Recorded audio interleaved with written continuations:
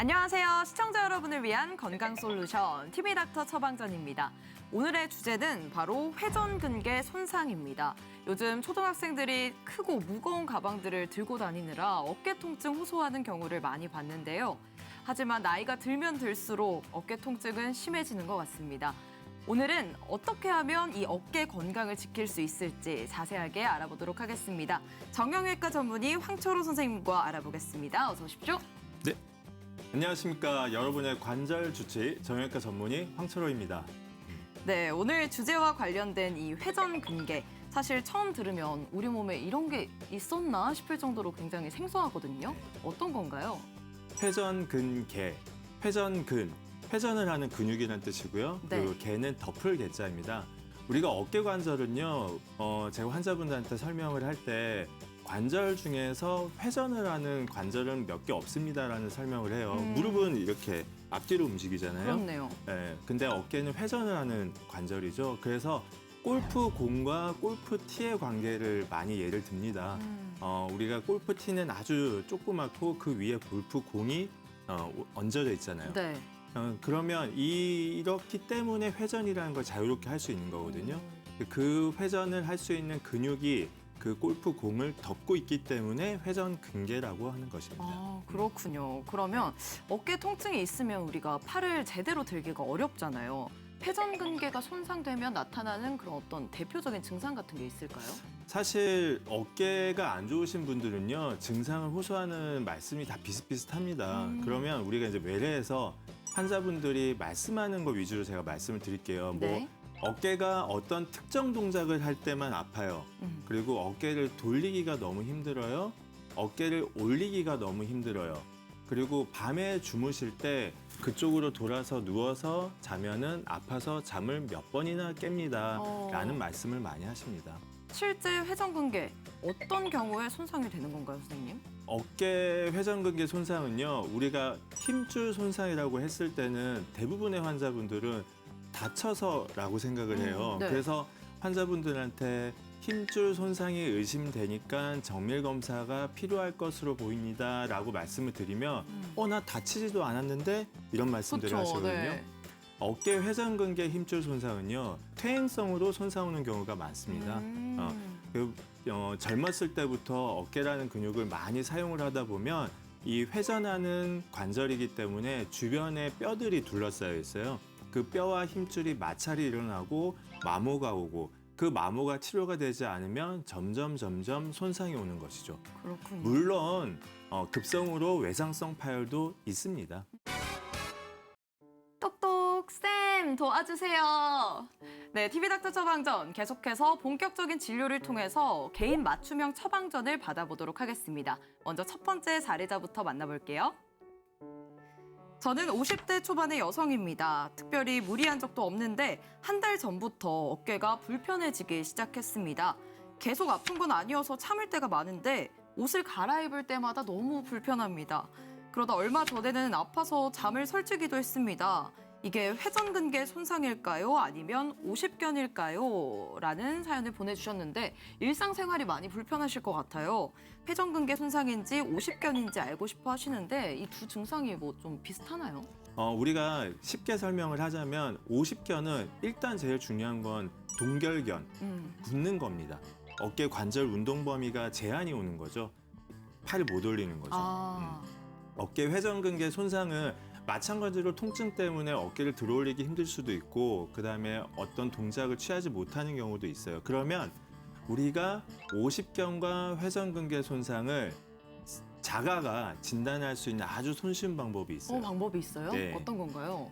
앞서도 말씀드렸지만 오십견은 동결, 굳어버리는 겁니다. 그러면 굳었다면은 본인이 만약에 팔을 올리려고 할 때 능동으로 올리는 건 당연히 안 되겠죠. 근데 반대편 팔로 누워서 네. 팔을 올리려고 하면 그러면 굳어 있는 경우는 어떻게 되겠습니까? 잘 안 들어져요. 그렇죠.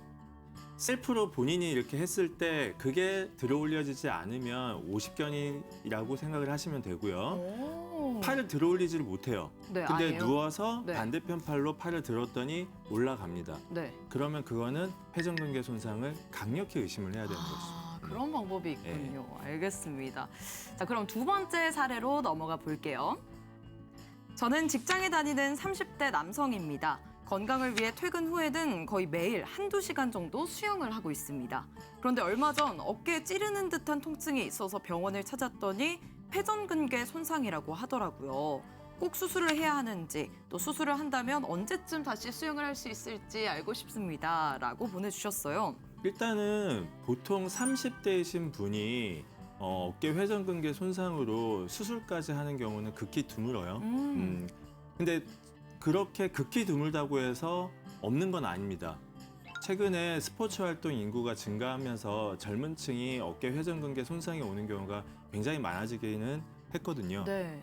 저도 경험이 한 번 있었던 게 30대 중반이신 분이 어깨가 이제 아파서 오셨어요.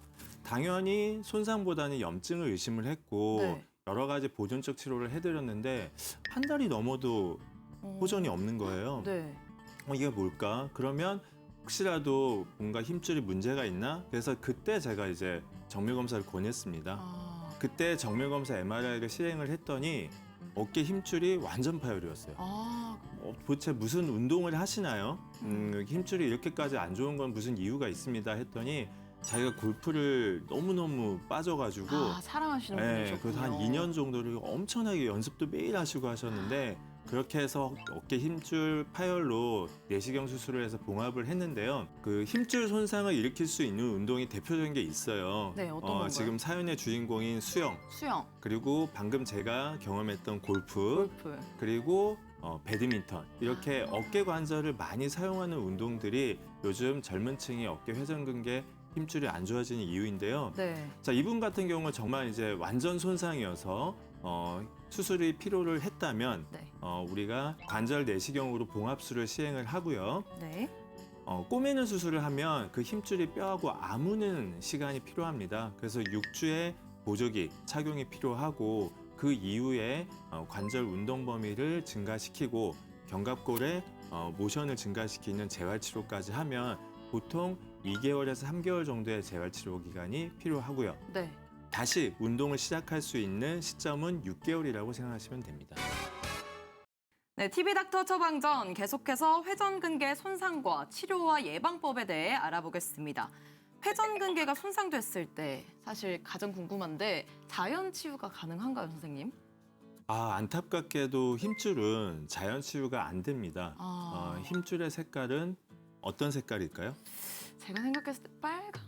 아니요. 근육이 빨간색이고요. 네. 근육이 힘줄이 되고 그 힘줄이 뼈에 붙어서 근육의 작용으로 우리 팔도 움직이고 다리도 움직이는 거거든요. 네. 그 질긴 조직인 힘줄은 하얀색입니다. 하얀색이에요. 그래서 우리 몸의 조직에서 하얀색 구조물은 피가 돌지 않는 곳이기 때문에 자연 치유가 불가능합니다. 그래서 힘줄, 어깨 회전근개 힘줄의 손상은 진행하는 질환이에요. 그래서 초기 치료가 중요한 것입니다.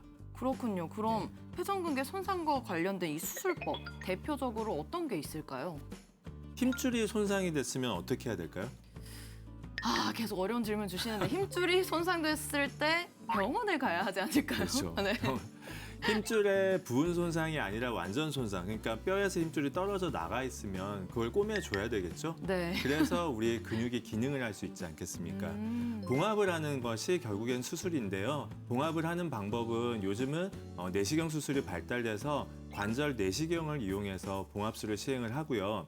힘줄의 손상 범위가 너무 커서 내시경으로 봉합이 불가능한 경우가 있어요. 네. 그럴 때는 패치라는 조직을 보강하는 물질 또는 본인의 건을 이용을 해서 강화술 또는 이전술을 시행할 수 있고요. 네. 어깨 회전근개 힘줄이 안 좋은 경우에 점점 관절염으로 진행할 수가 있어요. 관절염이 동반된 힘줄 완전 파열인 경우에는요, 인공관절 치환술도 시행을 하고 있습니다. 일단 수술을 받게 되면 치료나 그 재활이 가장 중요할 것 같아요. 어떤 점을 주의해야 하나요? 힘줄을 봉합을 하면 그 힘줄이 아물어야 되는 시간이 필요해요. 네. 우리가 조직학적으로 가장 최소한으로 필요한 시간이 6주입니다. 6주. 6주간은 그 힘줄이 아물 수 있는 시간을 줘야 되기 때문에 이 보조기라는 것을 착용을 꼭 하셔야 되고요. 6주가 됐을 때 보조기를 풀고 나면 관절의 운동 범위를 이제 증가시키는 CPM이라는 기구를 이용해서 수동 운동을 하게 되고요. 그리고 중간중간 본인의 날개뼈, 견갑골의 운동 범위도 증가시켜주는 재활 치료를 하게 됩니다. 네. 보통 이런 기간이 한 2개월에서 3개월이 걸리고 그러면서 이제 일상생활을 다 하시게 되고요. 좀 더 제한 없이 스포츠 활동을 할 수 있는 것은 6개월부터라고 생각하시면 됩니다. 역시 6개월이군요. 네.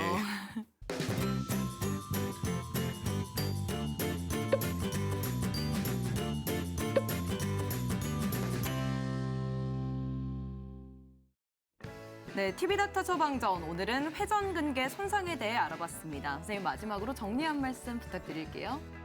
제가 환자분들한테 말씀드리는 것 중에요. 그 옷에 일어나는 보풀을 얘기를 합니다. 네. 우리가 이제 뭐 바지에 보풀이 일어나면 그 보풀이 일어난 곳이 나중에 결국에는 해지잖아요. 네, 그리고 빵꾸가 나죠. 그렇죠. 예. 힘줄도 마찬가지라고 생각하시면 돼요. 힘줄이 주변의 뼈와 마찰이 일어나면서 처음에는 마모, 즉 보풀이 일어나는 듯이 마모가 오기 시작하거든요. 그때 분명히 염증 반응이라는 것이 생깁니다. 근데 참 미약하게 생기는 경우들도 있어요. 주무실 때 아프고 그냥 이거 뭐 그럴 수 있겠지 넘어가실 수 있지만 그런 염증 치료를 초반에 하지 않으면 그 마모는 점점 손상이 되기 시작해요. 그리고 그 손상조차도 부분 손상일 때는 비수술적 치료가 가능한데 그 타이밍을 놓치면 완전 손상이 와서 뼈에서 힘줄이 떨어져 나갑니다. 그렇기 때문에 항상 조기에 치료를 하면 좀 더 간단한 치료로 여러분의 어깨 관절의 건강을 지킬 수 있는 것이죠.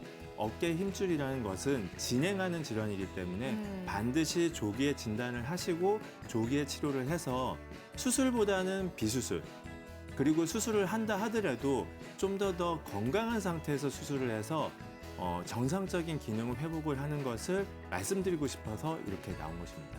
네, 오늘 말씀 고맙습니다. 네. 네, 저희는 다음 주 이 시간에 더욱 알차고 유익한 처방전 가지고 돌아오겠습니다. 여러분 오늘 하루 더 행복하고 건강하세요.